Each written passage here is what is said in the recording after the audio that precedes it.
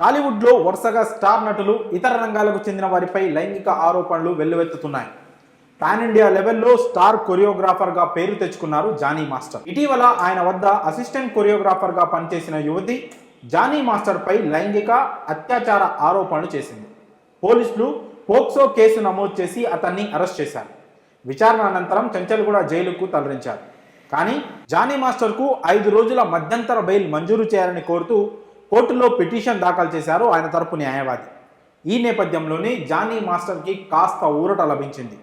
పూర్తి వివరాల్లోకి వెళ్తే, లైంగిక వేధింపుల కేసులో ప్రస్తుతం చెంచల్గూడ జైల్లో ఉన్న జానీ మాస్టర్కి ఊరట లభించింది. ఢిల్లీలో నేషనల్ అవార్డు అందుకోవాల్సిందని, అందుకు 5 రోజులు మధ్యంతర బెయిల్ మంజూరు చేయాల్సిందని కోర్టును కోరారు. ఈ క్రమంలోనే జానీ మాస్టర్ బెయిల్పై విచారణ చేసిన రంగారెడ్డి డిస్టిక్ కోర్టు తాజాగా ఆయనకు బెయిల్ మంజూరు చేసింది.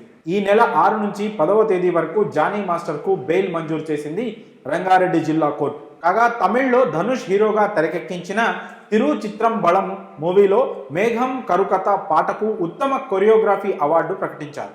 ఈ పాటకు జానీ మాస్టర్తో పాటు సతీష్ కృష్ణన్ కూడా కంపోజ్ చేయగా ఇద్దరు అవార్డుని అందుకోబోతున్నారు. ఇదిలా ఉంటే సాధారణ బెయిల్ కోసం ఆయన అప్లై చేయగా ఆ పిటిషన్పై విచారణను కోర్టు అక్టోబర్ 7వ తేదీకి వాయిదా వేసింది. జానీ మాస్టర్ దాఖలు చేసిన జనరల్ బెయిల్ పిటిషన్పై నార్సింగ్ పోలీసులు రంగారెడ్డి జిల్లా ఫాస్ట్ ట్రాక్ స్పెషల్ కోర్టులో కౌంటర్ దాఖలు చేశారు. ఆయనకు బెయిల్ ఇస్తే సాక్షులను ప్రభావితం చేసే అవకాశం ఉందని తెలిపారు.